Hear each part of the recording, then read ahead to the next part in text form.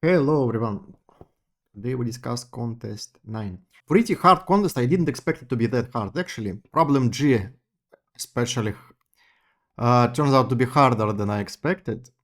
Even for me, I spent too much time solving G. H is not that difficult actually. H is fine. Again, so if you solve this contest, I would expect you to skip G and go to H, because H looks much easier than G. Let's see how much time I spent. So I spent 14 to 41. How much is it? 30. 27 minutes to solve G, and less than 20, okay, 19 to solve. So it's H was must each. Okay, it was some programming involved, but much more programming than here probably. But at least idea in H is very simple actually. No special knowledge needed. And okay, G also doesn't need any special knowledge, probably just little. So start from the first problem like usual. First problem is very simple. It's not as simple as we sometimes have. It's not very trivial problem, but pretty simple. So you need to get minimal number of elements. So the sum of these elements is more than half of total sum. No, it's simple greedy algorithm will solve the problem. So you just take all the coins with maximal possible value until you have total sum at least half of the, more than half of the total sum. So that's basically it. So nothing to explain actually here. So here I'm just calculating the total sum of all elements. And here I sort everything in decreasing order, and just in this order take all elements and calculate the sum. So initial is 0, yes. And here I need to check if the sum of these elements is more than half of the total sum. And I don't want to divide by 2, so instead I multiply by 2. Yeah. So here, okay. So this if checks if C is greater than half of S. Yeah? So instead of dividing by 2, I multiply by 2. So I don't deal with floating point numbers. Everything is done in integers. That's it. Nothing actually. So that's it. That's the whole problem. Let me speed up a little bit. Good. So simple greedy algorithm. Actually, nothing to prove actually here. It's very trivial greedy algorithm. So okay, hope you don't have any problems. You parts of many groups. Yes, I actually host a lot of different groups on Codeforces because for every classes I have different group. Yeah. Problem B. Okay, problem B is more technical problem.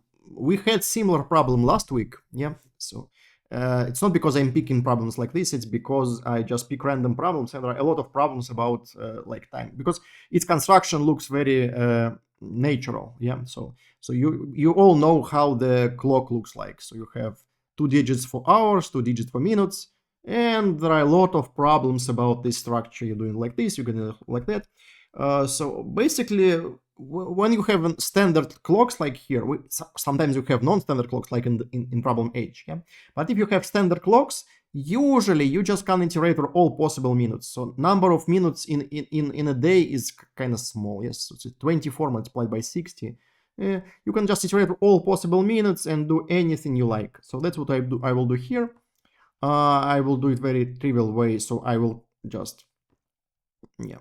Okay, so I do it like this because I don't know better way to do it. So here I transform this notation to just a number. Yeah, and then I will just increase this number until I have a palindrome. Yeah, just very naively. So I take, okay, so let's skip. Okay, so this is how I transform number back to string. I believe there is a better way to do it in C++, but I'm too lazy to learn how to do it. So that's it. So I just create the string, reverse it, and check I have the same string. So this is how I check the string as a palindrome. I did love if okay.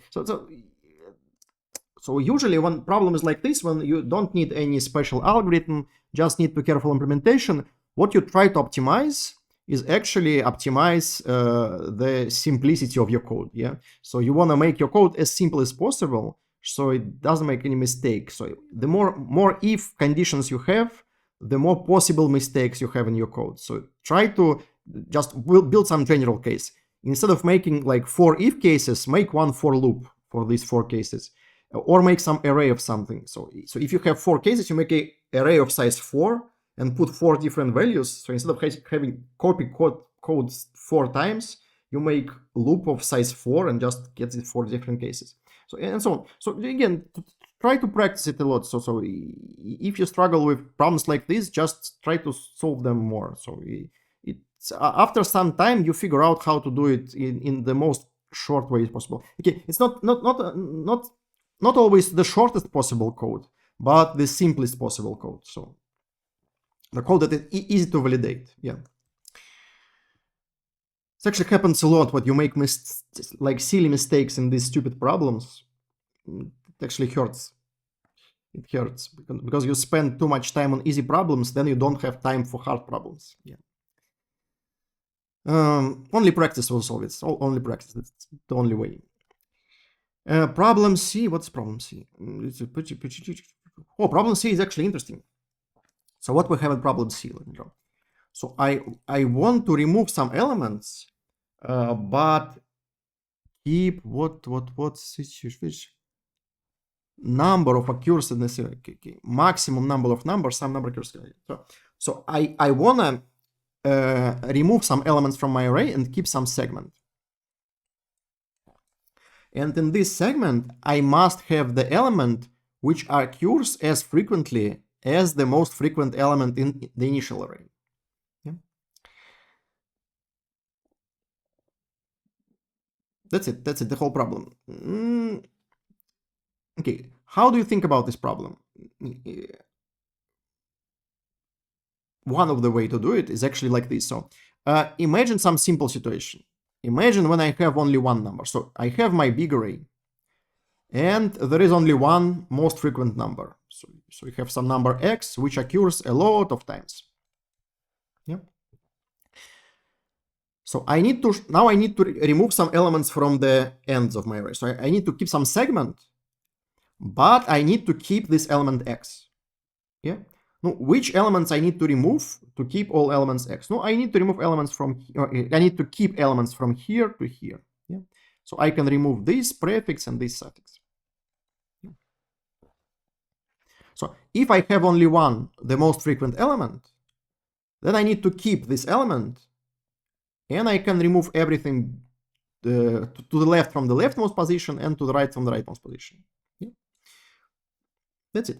So to find this segment, I just need to find the leftmost occurrence of x and the rightmost occurrence of x. Okay. Now, what happens if you have several elements? So if I have, let's say, if I have 3 elements equal to x and 3 elements equal to y. No, then you have possible options. So you need to keep at least one of the frequent elements. Yeah. So you have several frequent elements. You need to keep at least one of them. So you check each of them and see what segment you need to keep. So if you keep x, you need to keep segment from here to here. If you keep y, you need to keep segment from here to here. And then just find the smallest possible segment. That's it. So you can do it because the number of different elements is not greater than n. So what you need to do? You need to calculate for each element number of occurrences to find the most frequent elements. Yes? And you need to find the leftmost occurrence and the rightmost occurrence.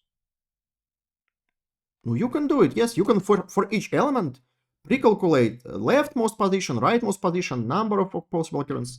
You can all do it in like linear time. Yeah. So that's what we'll do. That's what we will do.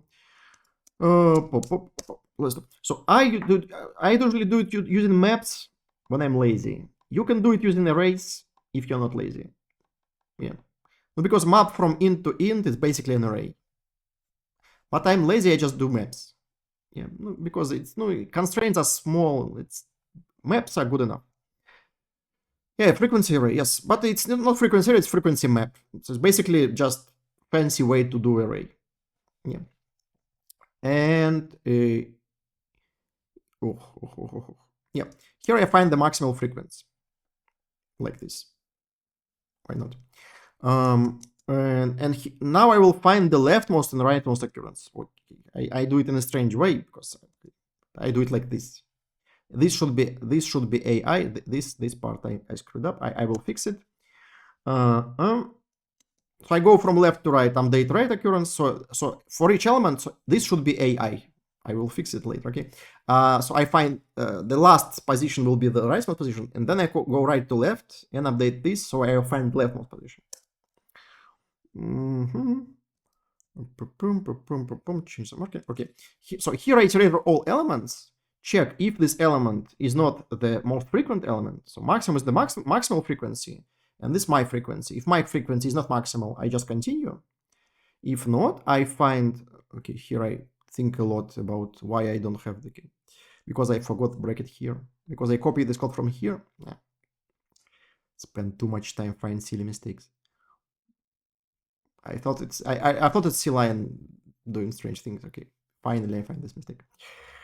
Oh, embarrassing. Okay, here. So I find the difference between rightmost and leftmost occurrence, see if it's less than minimum, update the borders, that's it. Okay, put some initial values, doesn't matter. That's it. Then I will make mistakes. Okay.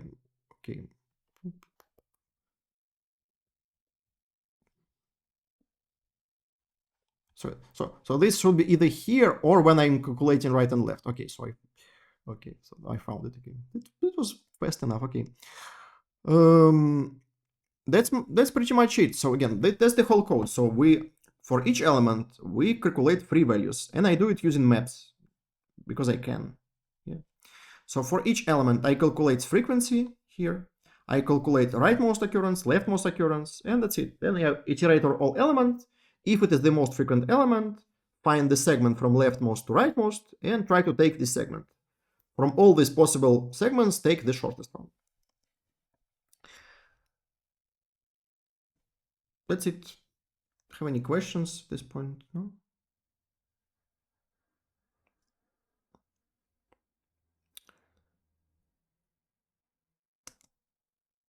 Okay, let's go to problem D then. Yeah. Problem D is actually easy, but is it good to use short maps here? You can use unordered maps here, yes. It will be slightly faster, but maps are fast enough for this problem. So let's say you map. And map, it's easier to write actually. So you write map instead of unordered map, it's just shorter. So because it doesn't matter here, I use maps. Unordered maps will be slightly faster. So if you struggle with time limits, you probably switch to unordered maps. It will be slightly faster, but not that critical actually, usually. Okay, so problem D is kind of simple, but you need to be careful to implement it. So there are many ways to implement it in a way that you will struggle. So what is the idea? So if you read the problem correctly, what you need to do, you need to find number of pairs such that Manhattan distance equal to Euclidean distance. Okay, it's just a good problem to introduce what is Manhattan distance, what is Euclidean distance. Manhattan distance is measured like this, it's sum of these two things. And the Euclidean distance is just length of this. So this is Euclidean distance, just length of this hypotenuse. And Manhattan distance is sum of these two lines. Yeah. So these two distances are equal only if points are on the same vertical line or if they are on the same horizontal line. Yes. So I want to find number of pairs of points which either have the same x or the same y coordinate. Yeah. Many ways to do it. You can do it iteratively. Yeah. So you can add points one by one. Every time you add new point, you find number of pairs. So pairs are the points which belong to the same x coordinate. So you check number of points with the same x coordinate and number of points on the same y coordinate. Yeah. So you can keep for each coordinate number of points with this coordinate. So you make pair with all these points. You only need to be careful because, okay, thank you for putting this to the prompt, because I was wondering if it's possible or not. Some points may coincide, so So you may have several points at here. So you count them twice. Easiest way to avoid this is just subtract them, because you need to count numbers, yes? So you can count this point plus this point minus number of points here. Yeah. So you can do it iteratively. I did it even more simple way. I first calculated number of points for each vertical, for each horizontal line. And then if I have horizontal line, and here I have k points, then for these k points, they form k minus 1 over 2 pairs. Yeah. So I just count for each coordinate number of points with this coordinate, and then just calculate this sum. It will give me total number of points. And then subtract, yes, these pairs because I count them twice. Duplicates, I just subtract them. That's the idea. So each pair of coinciding points, so if I have 2 points in the same place, yeah, I will count them twice. I will count them in this sum, and I will count them in this sum. Yeah. So to fix this problem, I will just subtract it back. So for each position, I will find number of points in this position. So for each pair, I will find number of points with this pair of coordinates. So I'll have 3 maps. One map for x coordinate, one map for y coordinate, and one map for pairs. And then just subtract them. It's like this. So that's it. So that's the core idea. So I have these three maps. One map will store number of points with this x coordinate, this number of points with this y coordinate, and that's number of points with this pair of x and y coordinate. That's it. And I read the point, update this, update this, update this. Then I will just count the result. Like this. Yeah. So I check every x coordinate at this number, every y coordinate at this number, and then I subtract all duplicates. So every duplicate will produce this number of extra pairs. I will subtract it from the result. That's it. That's the easiest way to do it. So there are many other ways. You can compress all the duplicates, for example, and add all the duplicates at the same time. So you can process all duplicates, count number of pairs for each duplicate, and then kind of add them all at the same time, for example. Also will work, but it's just make code much more complicated. So again, the idea is to make code as easy as possible. So that's what I'm optimizing here. Not the time complexity, not something. I'm optimizing the simplicity of the code. Okay. Okay, so that's it. That's the whole code. You see, so it's pretty short and it's very easy to debug. Yeah, so every action is kind of very simple. So do this, then do this formula, just copy it 3 times. Yeah.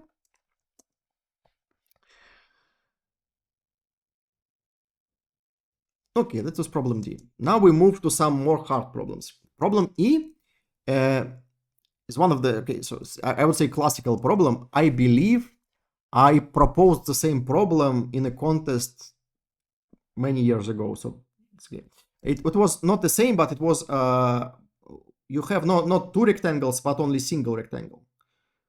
How many? I don't know. Many years ago. I believe I used it in some school Olympiad in St. Petersburg, maybe 10 years ago, something like this. Okay, maybe less than 10. Okay, so long time ago. So it's problem. It looks very natural. That's why it's occurred in many different cases. So so how you solve problem for the rectangle? So my solution was like this. So again, you have a rectangle and you need to split it into connected regions with the given areas. And the idea is very simple. You draw this like snake, which covers all the cells of the rectangle, and then just split it into parts of the given length. Yeah. So you kind of move from 2-dimensional problem to 1-dimensional problem. Yeah. So you take the snake and like in this order you do something like this. So again, something like this. So you put some number of letters A. then some number of letters B, then some number of letters C, and so on. Yeah. So simple, yes, very simple. And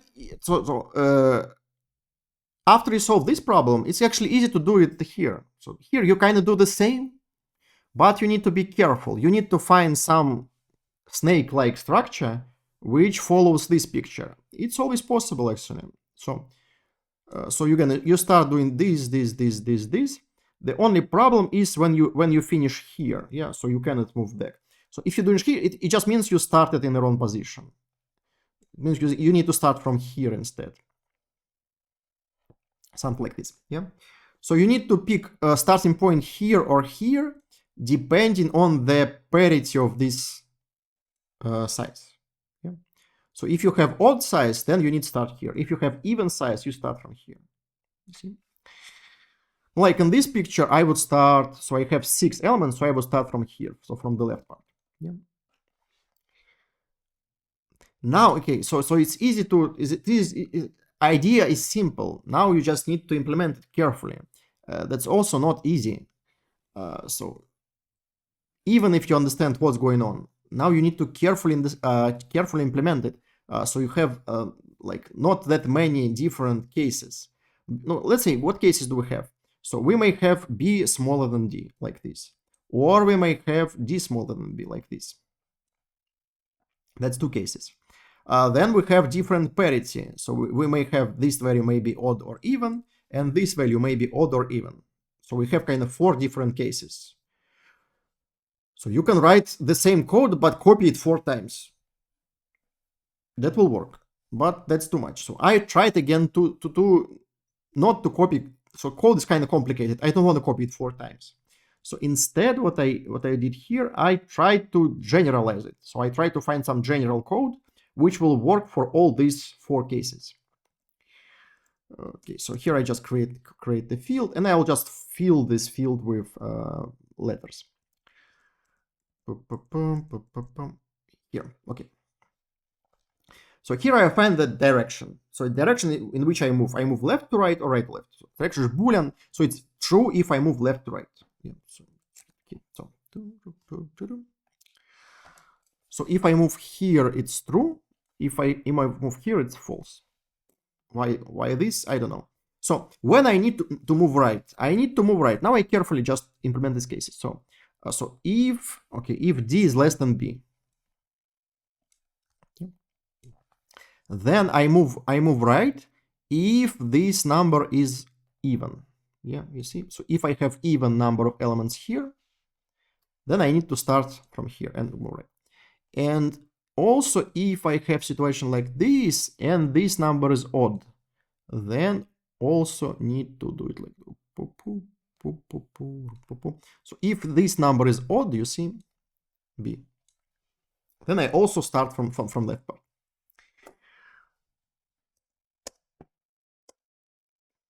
That's it. So this condition just tells me how to start the process. I started left to right, or I started right to left.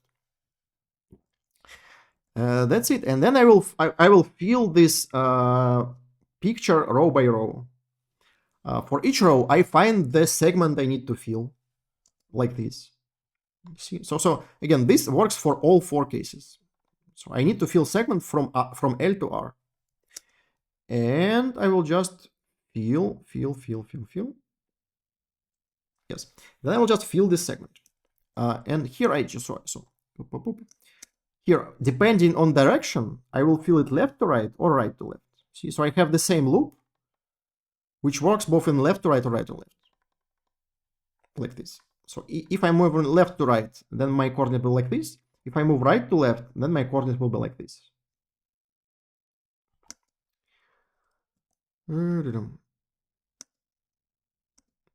That's it. Now this boring technical part. I need to find which character to put and just put this character. Yeah, so that's it. So that's the whole code actually. Not the whole code. I missed something. No, I actually forgot to change the direction. Yeah, so every time you move to the next line, you change the direction. say I found here, you see D is not connected because this line should be filled left to right, and I fill it right to left. Here, change direction here. Yep. Now it looks better. You see, I go right to left, then left to right, then fill this.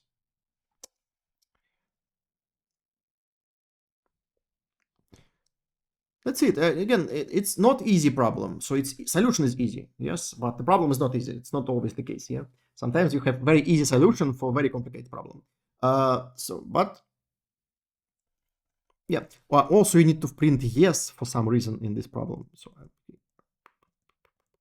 yeah, I will fix it. Yes. So you need to print yes because they tell us that sometimes the answer is no, but answer is never no. How to observe the snake pattern? Good question. Good question.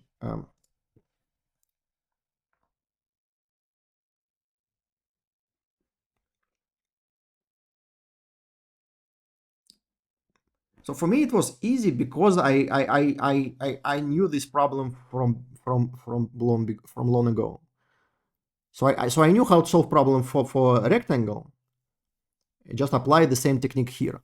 How can you invent this technique if you never saw this problem before?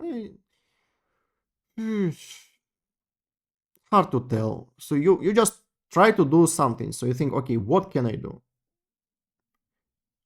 And try to use some so again, you try to find the simplest possible solution. So you think, okay, what can I do here?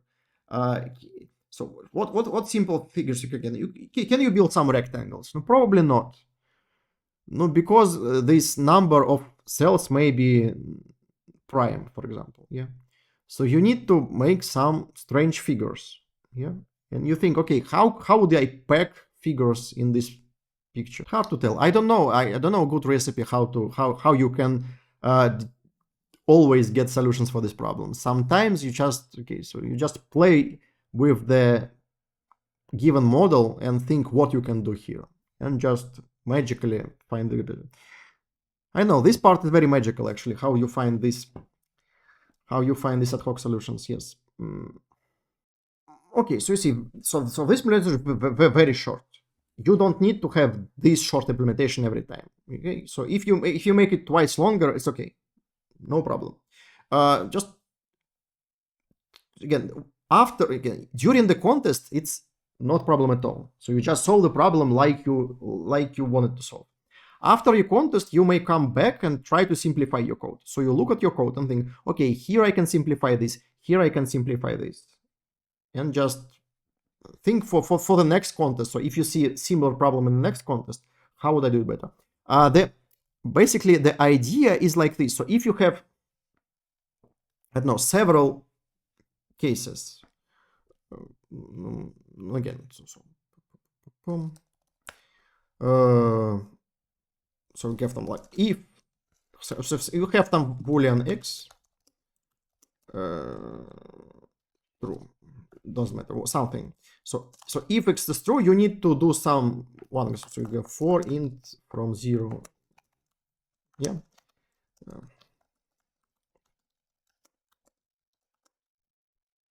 That doesn't matter. It's not Python. And if not, then you do something else. Then you do like this.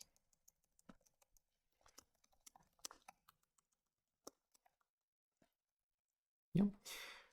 Okay. So you think, okay, yeah, I have two very similar constructions here. So can I maybe simplify them? So here I have only one line in the middle, but sometimes you have something more here. Yeah. So you have some more actions here and some more actions here, and these actions are the same. So instead of having these two cases, you may want to simplify the problem. Yes. So instead you do it like this. So in both cases you need to iterate.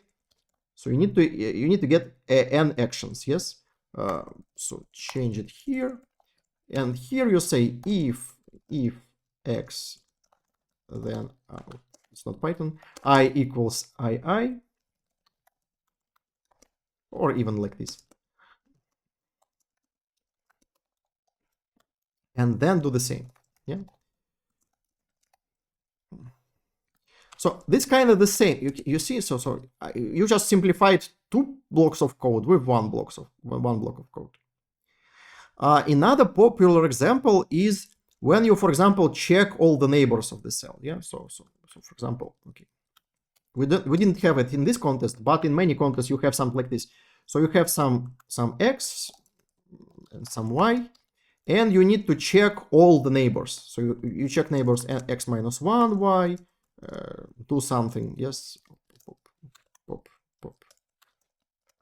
And you have 4 of them, x plus y, x, y minus 1. Yeah. So you need to check 4 neighbors and do something.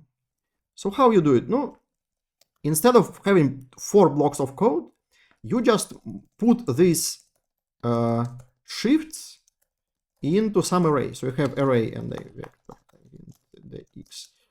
So it change by x, so minus 1, 1, 0, 0. And the same shift by y. So for y, you have y 0, 0, minus 1, 1. Okay? And then you have loop of size 4, like I told you. And say that xx equals x plus x, dx. And new y equals y plus something like this, yeah. So instead of so you need to check these 4 cells, yeah. And instead of making 4 blocks of code for each neighbor cell, yeah, you make this loop of size 4 and iterate over your neighbors in this loop. Yeah. So usually it's tricks like this. You either try to generalize several blocks with some parameters, or like just make array like this. So when you need to do several blocks, you see what is the difference of these blocks, put this difference into array. Yeah. So you think, okay, these blocks are the same except this one small detail. So you put this one small detail into array and iterate over this array. And so each time you alternate this code a little. So instead of 4 blocks, you have 1 block, which with all the general function. Another way to do it is to make functions. Sometimes it also helps. So you may make functions. So instead of doing this, sometimes it's easier to call the function 4 times. Okay. So instead of having an array of 4 elements, you may just put all this into function and call it 4 times. Yeah. Also helps. That's something we will do in the last problem, actually. So I had a lot of similar code there, so just put it in a function and just call over and over the same function. Yes, today is actually a lot of problems involve some simplification of the code. So interesting. Problem F. I love problem F. Problem F is actually a very classical problem. So the problem what explains in the problem statement is actually dual to the maximal decreasing sequence. Let me go. So what they're doing here, they split the sequence into minimal number of increasing sequences. Okay, let's take this example. So I do it greedily. It's actually funny that you can do it greedily. So you can go left to right and pick the numbers if they are greater than the previous number. So I pick number 1, then pick number 3, skip this, pick number 5. That's the first sequence. Then again, go left to right, pick number 2, skip, pick this. Okay. So every time I go left to right and pick the number if it is greater than the previous number. Fun fact is that if you do it like this, you actually minimize number of sequences. Another fun fact, that number of sequences actually equal to the maximal decreasing sequence. So in this case, maximal decreasing sequence is this, I believe, 4 or 5. or this 3, 2. So the maximal length of decreasing sequence is 2. And it's easy to see. So if you have decreasing sequence, so if I have like 4 elements, this element is less than this, less than this, less than this, then all these 4 elements should belong to different increasing sequences. Yeah. You cannot put 2 elements to the same sequence. So you need at least 4 increasing sequences. Fun fact that it's actually will be equal. It's hard to prove. We will not do it. Okay, not very hard. Think about it. Okay, for this specific problem, it's not very hard. Sometimes duality is hard to prove. This is kind of simple. Okay. Okay, so it's just to tell you some intuition that may help you. So you look at the problem and you see, okay, so this problem looks similar to this problem. Maybe it has similar solution. This intuition you can only improve by solving a lot of problems. So it actually helps. So after solving many problems, you see some similarities. So you think this problem looks similar to that problem. So maybe similar approach will work here. Okay, so how you approach this problem specifically? Let's go. So let's go left to right and look at each element. So look at element 1. It definitely will belong to the first sequence. So I take this number, put it here. Number 3. So I will pick it after me, so it will be here. So number 2. I will skip it in the first sequence, but I will take it to the next sequence. Yeah. So I can already put it in this position. And so on. So what you can actually do, you can go left to right and assign the sequence to each number. So you take number 5 and see, okay, can I put it to this sequence? Yes, I can. It means I will put it to this position. So you have number of sequences. Okay, so you go, okay, let's write the whole general solution. The idea looks like this. When you insert new elements, yes, you insert to the earliest possible sequence. Yes, true. So I will iterate left to right. So let's see, I already processed these elements. And I have some increasing sequences here. We may have different length, something like this. Yeah. So I pick the new element x and see what will happen to this element x. So if this element is less than x, then I will put it to the first sequence. Yes. If this element is greater than x, I will skip it when I first do it. Yes. Then I will go second. Do second sequence. Yeah. So when I create second sequence again, I will find this element. If my element x is less or greater than this last element, I will add it here. If it is less than the last element, greater than x. So okay, let's do it short. So you got the idea. So let's look at the last elements of these sequences. Yes, you need to find the first sequence such that the last element is less than x. So this is greater x, this is element less than x. It means I will add x to this sequence.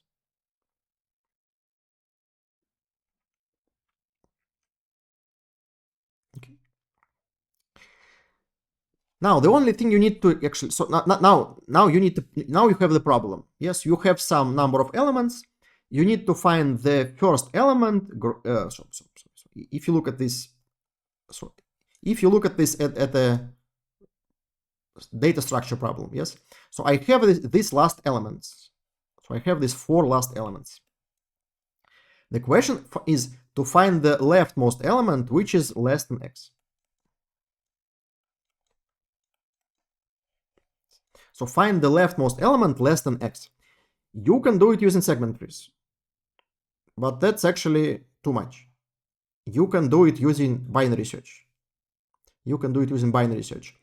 Because if you look carefully, your array is always sorted.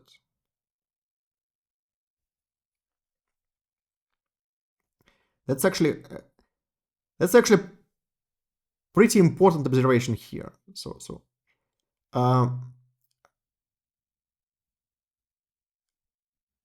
again, how you can notice that there is always sorted, it's hard to tell. You can just, again, usually you just play with this structure, try to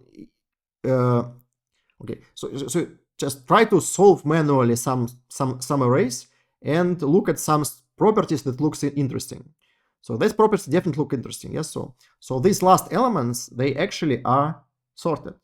So this last element will always be greater than this. This okay. Let's name them somehow. So let's say I have some last element. Let's say B1, B2, B3, and B4. Yeah. So these last elements will always look like it. So B1 will be always greater than B2, will always greater than B3, always greater than B4. No, why is it true? No, because you maintain this property. So every time what you do, you find, so when you add element x, so you find the first element, which is, so this again, this is less than x, or greater than x, greater than x, less than x, yeah? And you replace this element with x.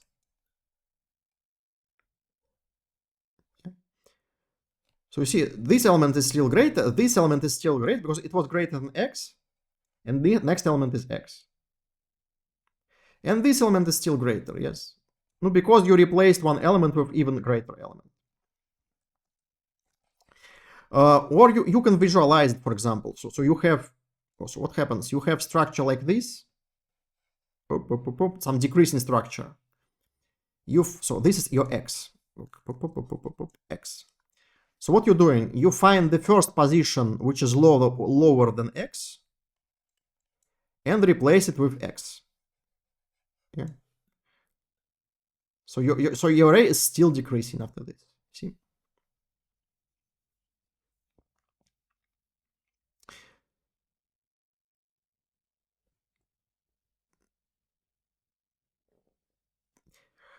Once again, if you know how to build longest increasing sequence in n log n time, it may help a lot here, because it's actually doing the same thing. So there is a standard algorithm which builds longest increasing sequence in n log n time, which works exactly like this. I go left to right, every time do some binary search and update the value. It's classic. Okay, so I will not explain you classics. We maybe need another lecture about classical dynamic programming algorithms. So if you know how to build longest increasing sequence in n log n time, it actually helps a lot here, because it's kind of the same thing happens here. Okay.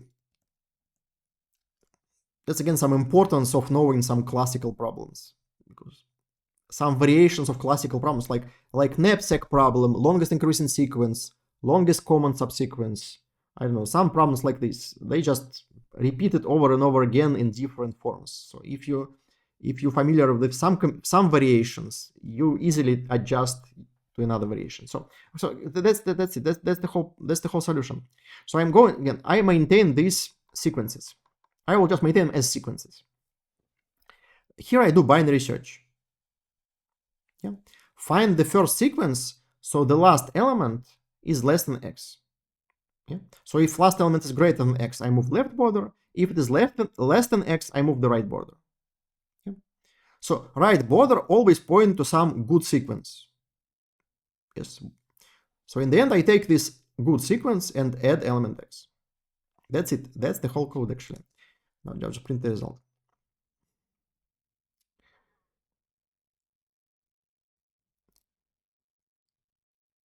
It's still possible to do it using segment trees. So I'm actually curious if anyone solved this problem using segment trees. I hope not, because it should be messy, but maybe. Yes, you did.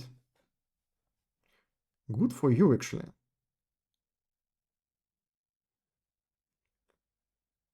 Nice. So that's segment tree solution. Seggy. Nice name. Okay, go left to right. Yes, I believe that that thing does what I think it does. It's minimum. What? So is it query for, what does the query does? So it's 3 for minimums.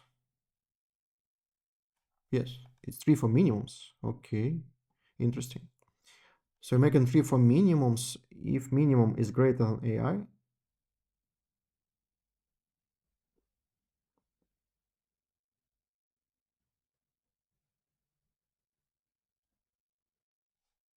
And you have find. Okay. Okay, I would combine these operations. Yes. Okay, why not? So you have one operation which finds minimum and another which finds the position of this element. Okay. I usually combine them. So you can find the minimum and the position of this minimum. But why you have minimum? You don't need minimum. You find position. Okay, you find position not of the minimum.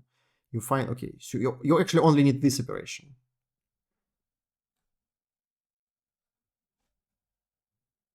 Yeah, I believe instead of this query, you can just call this find, and if it doesn't, if it didn't find anything, it may return something. What did it return? It can't return nothing. Okay. So my find usually just returns some -1, some special value, which tells I didn't find the element you requested. Okay, so you can just make this call and then make if this j equals -1, then skip.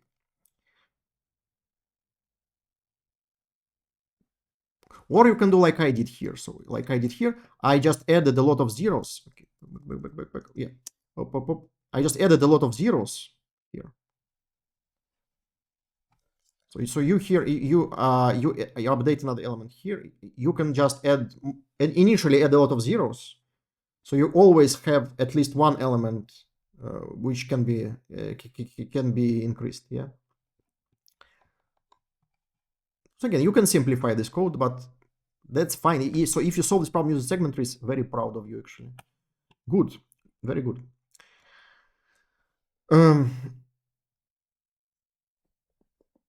Okay, this problem F. We have 2 problems left. Let's go. Okay, so problem G. I actually spend a lot of time solving wrong problem here. It's like similar problem, but wrong. So I thought I need to minimize this function. That's not the function you need to minimize.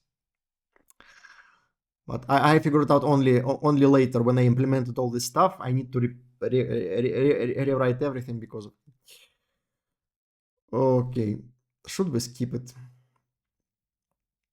Let's actually discuss this. So again,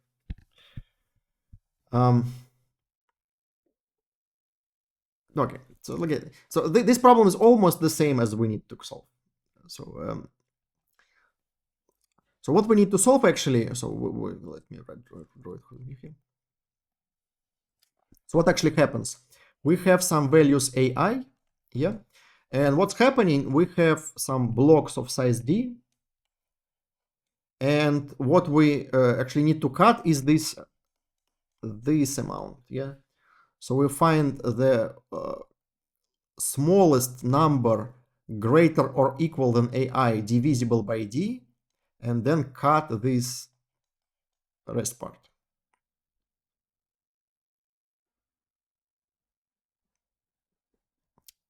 It's terrible actually.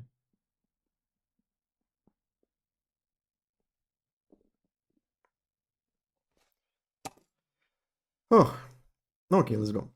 So imagine you need to solve this problem first. Okay, for simplicity, this problem looks much more simple. So imagine you need to minimize this function. Not minimize because you need to make it less or equal than k. Yeah.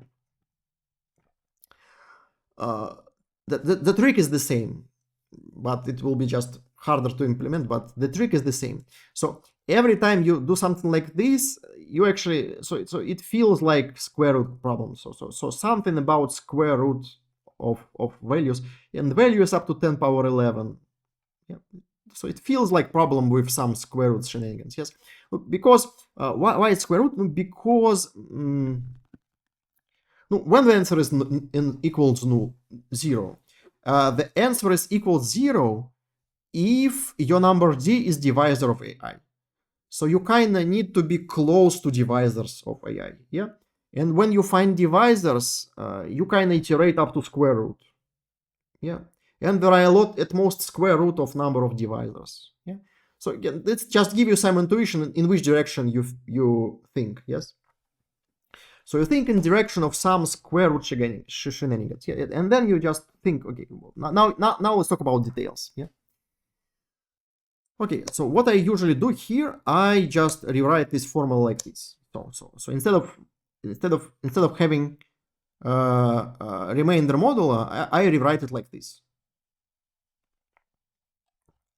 And here I apply all the same trick. So this value AI divided by d. So, okay. I didn't have this picture. Let's have a normal picture for this. The only trick needed in this problem looks like this. If you look at numbers, let's say number a divided by d, yeah, for all d from 0 to a, yeah, there are only square root of a possible numbers.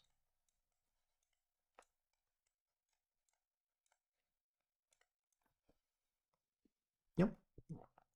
Well, let's take, for example, let's take number. Let's write the code very fast. Can I do it?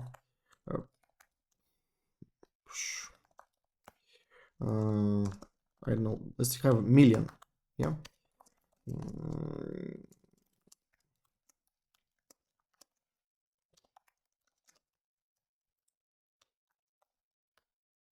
And divided by d. Yeah.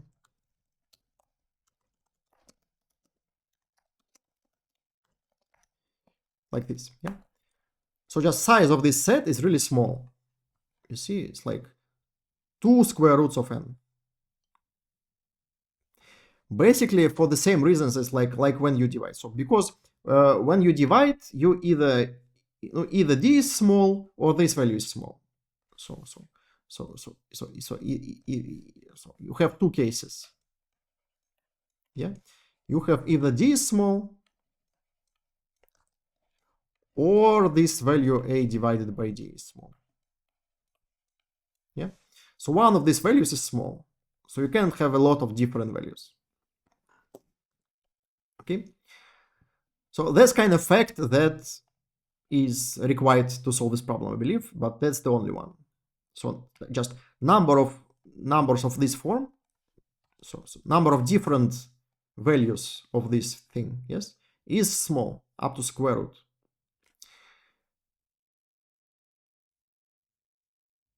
Okay, and you can actually find all these values. Yeah, so basically when you increase d, so d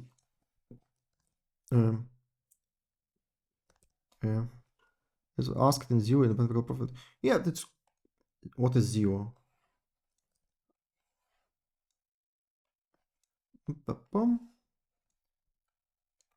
A divided by d. Let's say n divided by d. Okay.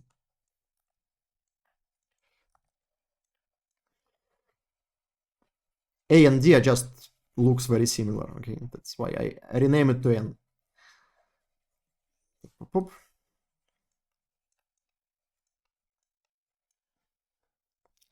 Zonal. Okay.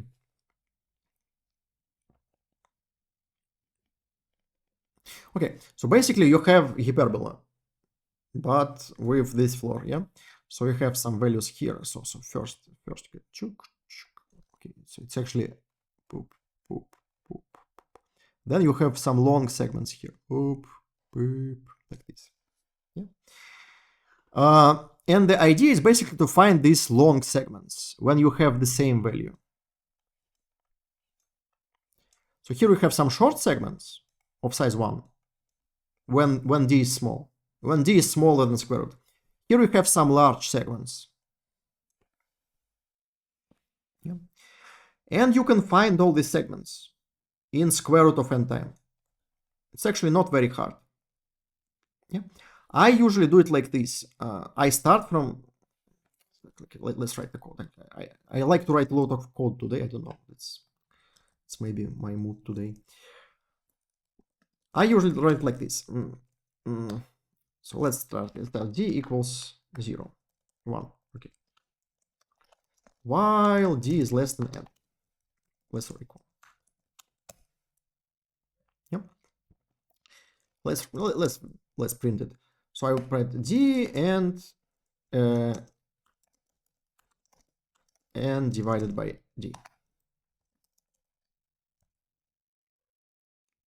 Okay, let's make it even easier actually. X and divided by d. Yeah. Now, okay. So I have some value d, yes, and when I calculate n divided by d, I get value x. So this value is so this value is x, and this is my d. So now, so my d will be the smallest value of d, which gives me this value of x. Now the trick is to find this value. I want to find maximal d such that a divided by d n equals, let's say greater or equal. So no, because I have, okay, because I have these surroundings, it's easier to think in inequalities, not equalities. Greater or equal than what? X. Yeah. I do this inequality because you can remove these brackets then. So this value is greater or equal to x if just n divided by d greater or equal to x. You see? And now you can write an equality for d. So d, so you put it to the right, it must be less or equal than n divided by x. You see? So now you find maximal integer d, which is not greater than n divided by x. Yeah? So maximal value is just equals to n divided by x. That's simple. That's simple. Like dd. New value of d will be n divided by x. So let's write like this. X from d to dd. Like this. And in the end, I will move to the next segment, to this segment. And this segment starts from d equals dd plus 1.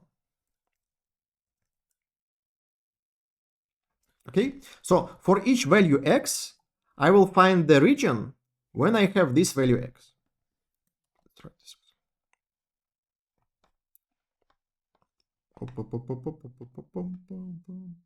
Okay, now, beginning is boring. Okay, let's make some smaller value actually. It's easy to read this code. So when from 1 to 1 I have value 100. Yes, from 2 to 2 I have value 50. Okay, this is boring. So somewhere here, okay, so if I have value 13 or 14, then 100 divided by x will be equal to 7. Yeah. From 15 to 16 I have value 6, and so on. So I just find the segments. So inside this segment, if I divide n by d, I have the same value in the result. You see? So I found all these segments when this value n divided by d is the same, this value.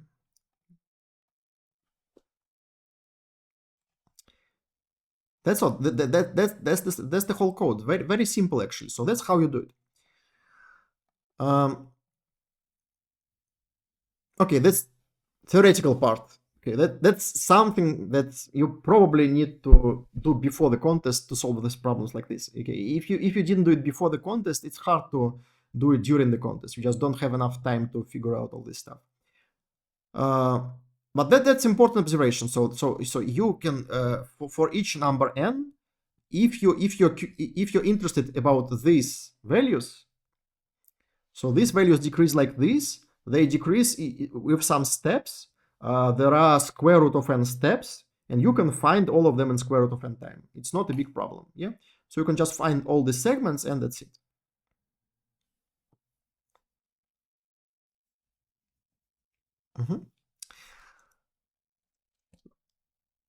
Okay, hope it was clear now. Very hard problem actually for the beginners. Now, if you how can you use it in this problem? For example, you care about values n modulo d like this. Yeah, and again, you need to calculate some interesting something. So you can rewrite this like n minus n divided by d multiplied by d. So again, this thing have only square root of n possible values. So you have square root of n segments when this value is constant.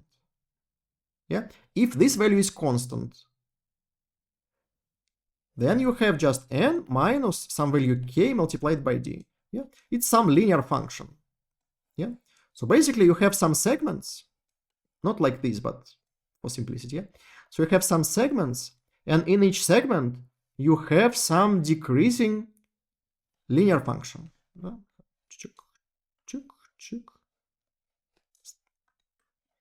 It's actually not like this, it's just simplification. Yeah. So the function we're looking for looks kind of like this. Yeah. So it consists of several segments. For each segment, you have some decrease in linear function.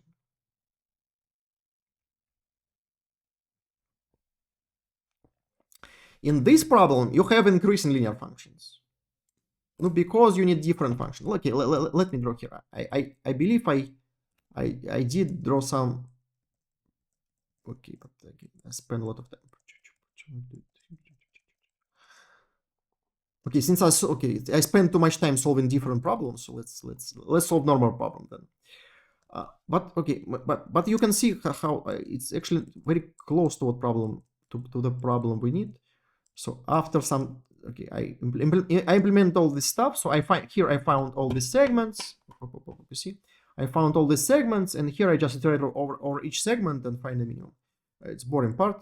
So now I actually figure out. Okay. So here I figure out that I need to solve different problem actually, and okay. So I tried to write some formula, and I found this formula.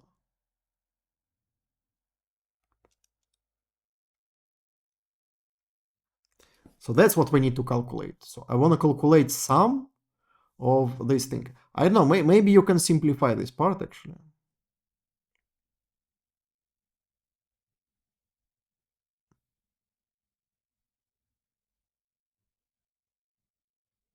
I don't know how.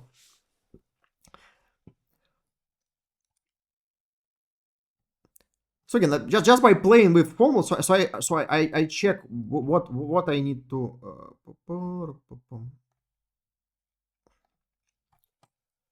So normal formula like a modulo d looks like this, like ai. Okay.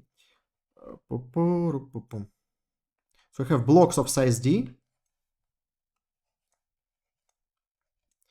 and okay. And we have like 0, 1, 2, 0, 1, 2, 0, 1, 2, and so on. Yeah. So every number is divisible by d. So these are numbers divisible by d. They give you 0. Yeah. But the thing we need to minimize in this function looks like this. It looks 0, 2, 1, 0, 2, 1, 0, 2, 1. Yeah. So it has blocks like this, but they are shifted by 1. So that's how you have formula like this. It's d minus 1 minus a minus 1 modulo b.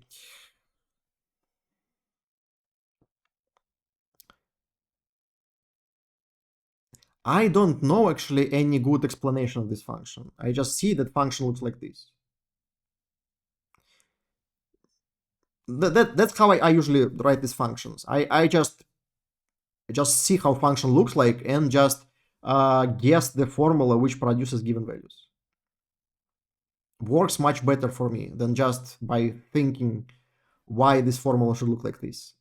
I have no idea why it should look like this. I just see that this formula will produce these values. Okay.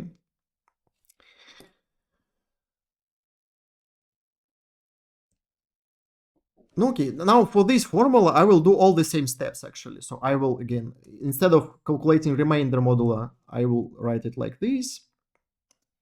Okay, I see a minus 1, I replaced with a prime, so I have formula like this. And again, this value, a prime divided by d, have only square root of n possible values. So I will find all of them, and that's it. So okay, let's write normal. Okay. So okay, let's rename this to a prime.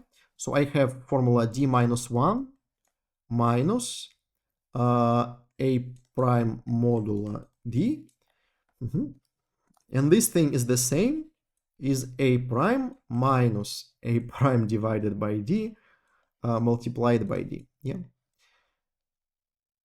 Okay, let's simplify. Let's remove this. Let's say plus, remove this, remove this. Okay, and we can combine everything, so it will be, yeah, it will be minus 1 minus a prime plus 1 plus a prime divided by d. Sorry, it's taking too much time.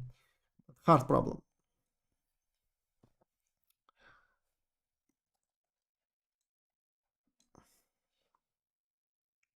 That's it. Yeah, and this function is linear. So we are investigating how this function looks when you change parameter d. Yes. So in this problem, we need to find the maximal parameter d. So this function is less or equal to k. That's the question. Yes.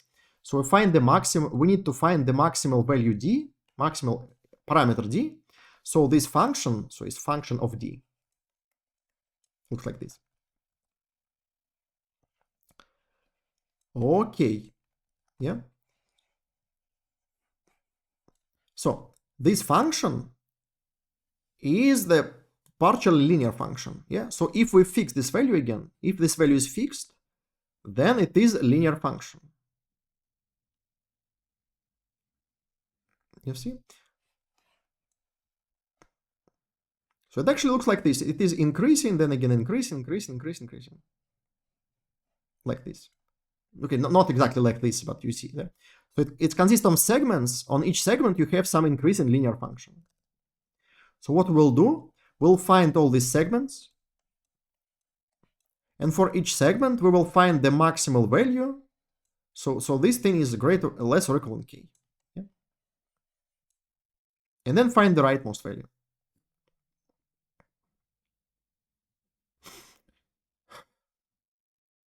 Okay, that's the easiest solution I know. Maybe there is, we will look at your solutions actually. Nobody solved it, okay.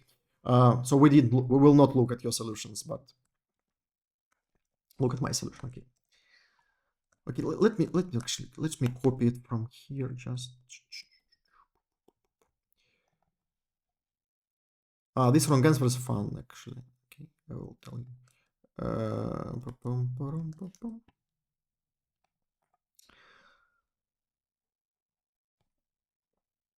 Hard problem, actually, really. So here, what I'm doing the same thing I just described to you. Yes, so I find the segments with the same, which produces the same value, a divided by x. Yeah, a divided by d. Yeah. So for each value d, I find this, t plus plus. It's basically the same code we just discussed before. So here I don't find these segments. I just find the borders of the segments. Yeah. So I find when I find points when value a divided by d is changing. Yeah. I find all these points and then just put them in this array and sort it. Also, I put another big value in the end because, okay, so actually my function looks like this. I go to that. In the right, I have another long increasing segment to infinity. Yeah. And this segment also may contain interesting value here. So I add another large point. Need to be careful here. Here you can actually make 64-bit overflow. careful. Because so when you take this value, you be careful you don't multiply it by something large, because it's already pretty large. Well, I don't multiply it here, but just to tell you that if you have constants like this, you need to be careful you not multiply them by another constant like this. You will have 64 bits overflow also happens. That's it. So I put all these kind of changing points, sort them, and now I have segments when this value a divided by d is the same. This value a divided by d. So here I just find the parameters of this linear function. So I find the initial value and this coefficient of linear coefficient, yes? And so I do it like this actually here. Many ways to do it. I do it like this. So for every segment, have some linear function. I find this rightmost point, it's s, and this coefficient, this base v. Yeah. So if this right point is greater than k, I move left until I find the first value which is less or equal k. Yeah.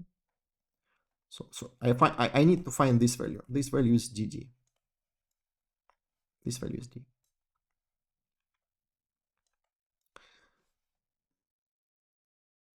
Okay. So if this value is greater than k, I move to the left to the position which is less or equal than k by this formula. Again, this is solving linear equation. That's not interesting here. Now I see if this point belongs to the same segment, so this left point is PD. So if it belongs to the same segment, then I update the result.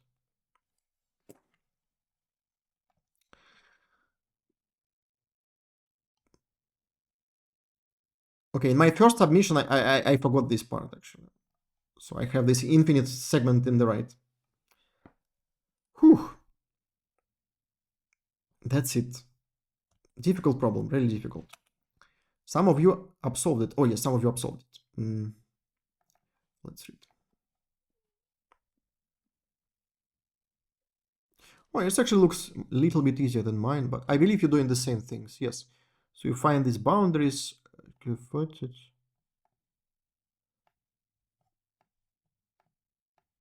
is doing the same thing. So it has L up. So this you find left bar. Okay.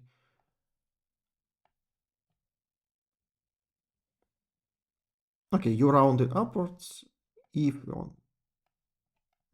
Okay, you're doing the same thing, but you have too many if cases. So that basically does the same thing as I did before, but I don't have any ifs here. Okay. But yes, that's basically it. So you find all the segments when you have the same value a divided by l, a divided by d. Yeah? Find all these agents, add them here. Okay, you're using that's something else to do. Yes, you don't need them. You can have empty segments, but that's it. Find.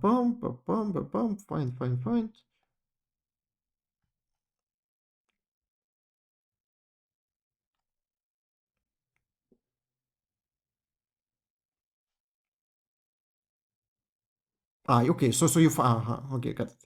So you just take the linear function and just find the minimal value greater. Okay. So and you don't go beyond r. Okay. So this replaces my if. Good. And in the end so you track this special case of the last infinite segment here. Also doable, yes. Good. I'm actually glad you solved it. That's a nice problem to solve. So after you're doing it several times, it gets easier and easier. It's still hard problem, but it's not that overwhelming every time. Yes. Okay, so that's problem G. I believe hardest problem today. Let's go to problem H. Problem H is actually much easier. Let's go to problem H. Spend too much time here.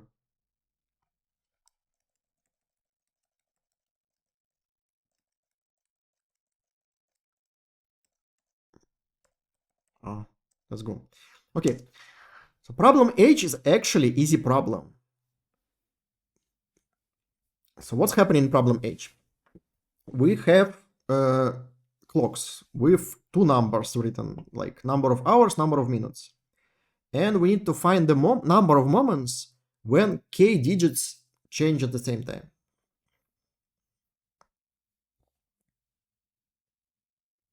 Okay. Let's think of an easier problem.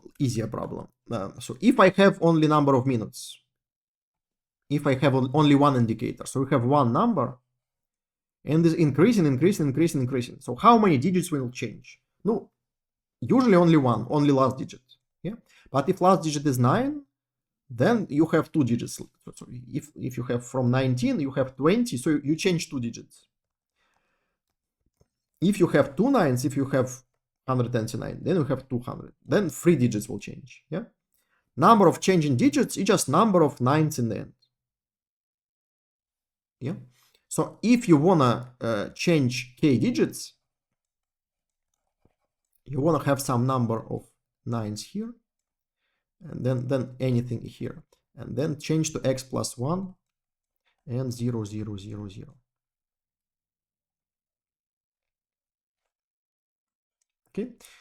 So here k digits. So it's kind of stupid problem actually. So if you have only one indicator, you want to find how many times there are at least k numbers, k digits changed. It's exactly just something like n divided by 10 power k minus 1. Yeah. Something like this, plus minus 1, depending on your implementation. Yeah. So it's something like this. Yeah. Let's not go into detail. We will go into details when we implement. Yes. Just now think about what this problem looks like. Okay. So if I have only one indicator and I want a k digits change when I have number divisible by 10 power k minus 1. Yeah.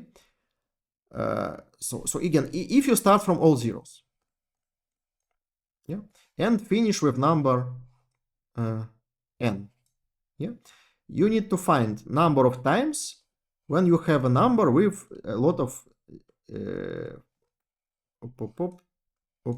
zeros in the end. So every time you have a number like this, you have last k digits changed. Yeah, and number of these times is just n divided by 10 power k minus 1.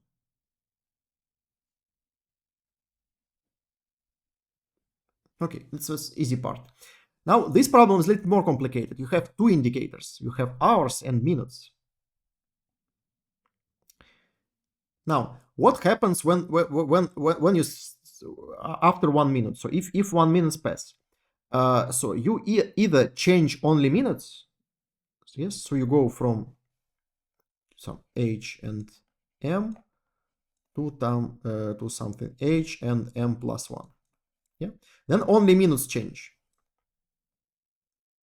Yeah? So you need to count how many times in this minutes indicator you change k digits. It's basically the same problem as here. Yeah, you basically, so this indicator doesn't change, so you only care about indicator of the minutes.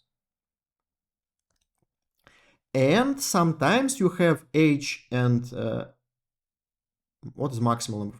Oh, not in this case. Let's h and m is total number of minutes. Okay, so you have x and y, and you move to x and y plus 1. Yeah, and sometimes you move from x and m minus 1 to x plus 1 and 0. Yeah, in this case, some digits change here, some digits change here. Yeah, so let's count how many digits are changed between n minus 1 and 0. Yeah. So imagine you have some, I don't know, t digits change. Yeah. Then you need number of digits change between x and x plus 1 at least k minus t. Yes. So this number is constant. It's just number of digits different from m minus 1 and 0. Okay. And that's basically it. So again, we just split all possible cases in two parts. Yeah. Sometimes only minutes change here.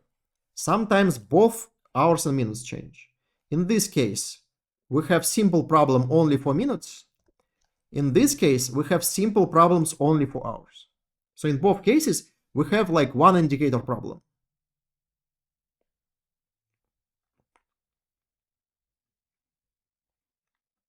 Okay.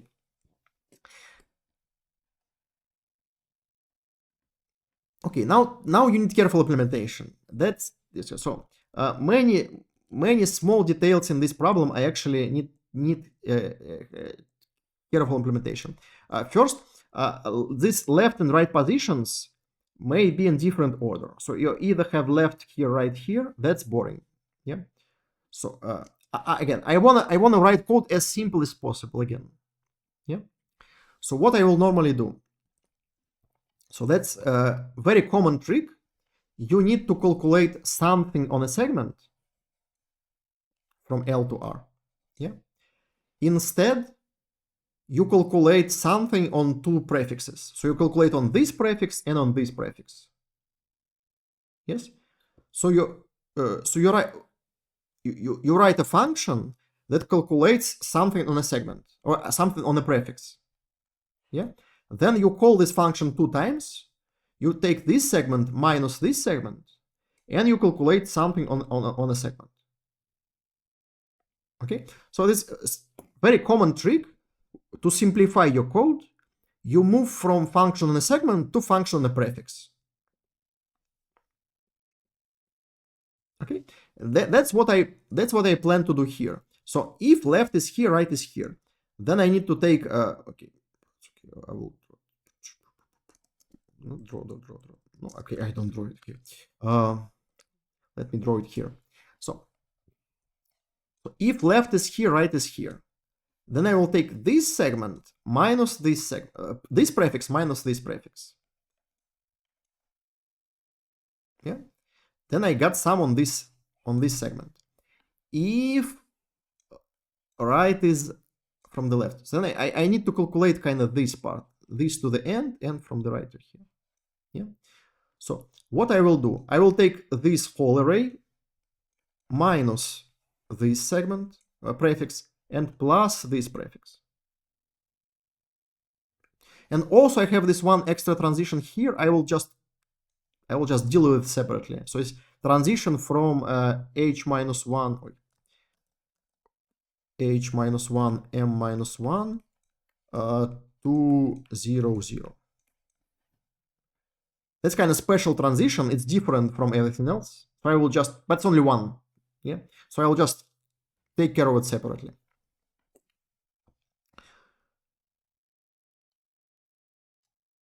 Okay, let's go. Now, let's just implement it. Okay, so I calculate, so I move from pairs to just numbers, like you normally do with, yes,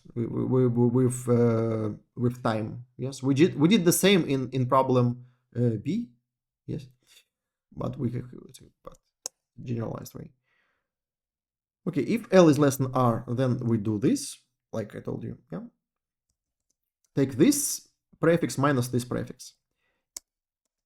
Okay, make some skeleton of this function. If not, then I calculate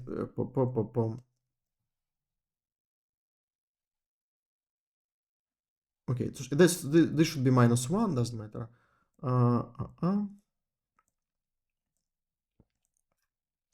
Okay, so the whole array minus this prefix plus this prefix and plus this one extra transition, this last transition, yeah, between the end and the beginning. Okay, implement simple function counts number of different digits. This one should be OR. I will fix it later. Yeah. So just look over all digits and count how many different digits I have. And finally, this calc function. So let's go. So in this calc function, I need to find a number of transitions when I change at least k digits when I move from 0 to x. Yeah, so that's the invariant. So pop, pop, pop. So invariant here, I move from 0 to x, and I need to find number of transitions when I change at least k digits. Okay, that's invariant. Well, let's go.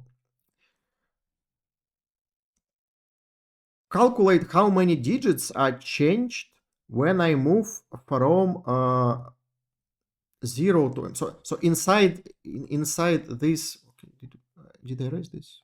No. Oh, yeah, I erased this. Okay, I forgot that. Oh. Okay. Why did I erase this? Okay. So what I'm doing here, I track this case. So when only minutes change, yeah. So I count how many times when I change only minutes, at least k digits change. So I make this special function only for, it's single indicator problem. Yes, when I have only single indicator, I need to find number of times when at least k digits change.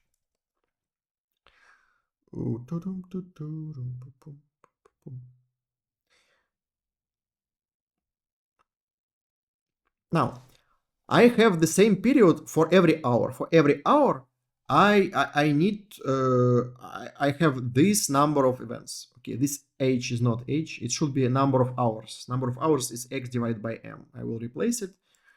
Okay. I made too many mistakes. It's complicated. Let me copy this code here. I will fix them later, but it's just hard to follow. You know. Oh, come on. Love code forces. If I'm a human. Okay. Let's read it here. It will be much easier after fixing all the mistakes. Okay. so this code just find number of different digits. Yeah. So I just take two numbers, decrease them by and every time check if digits is different. Count number of times. Yeah. I use this function here. Yeah. So when I make this final transition from h-1 to m-1 to 0, 0, find number of digits here, check is greater than count. Also, yeah, I use this function here. Yeah. So when I find how many digits change when I move to the next hour. Okay. Function calc2 calculates that's single indicator problem. Yeah. So I move from 0 to x and see how many times I change at least k digits. It's just x divided by 10 power k minus 1. So that's it. Here I calculate 10 power k minus 1. Okay. Finally, this function which calculates the main thing. Yeah. So here I calculate sum on a prefix. So I start from 0, 0 and go to position x. Yes. And I find how many times I change at least k digits with this number of minutes. Yeah. So for every hour, I have x divided by m whole hours. In each whole hour, I have this number of changes. Count them. Yeah. Plus, I have the last hour, which is not full. I calculate it separately here.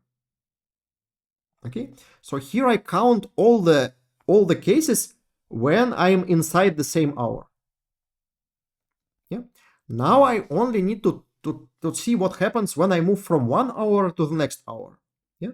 So when I move to the next hour, I change the indicator of minutes like this. So I change this number of digits. Yeah. If it is already greater than k, It means every hour I will change at least k digits. So I will just add number of these changes. If not, it means that I need to find how many times I change the hour in such a sense that I change at least this number of digits.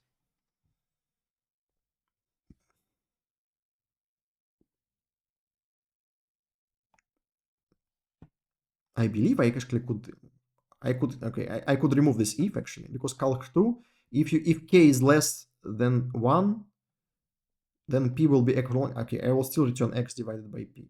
Okay, I will still return x. Yeah, so it will return x divided by m. So you don't need this if actually. This is the last problem, problem H.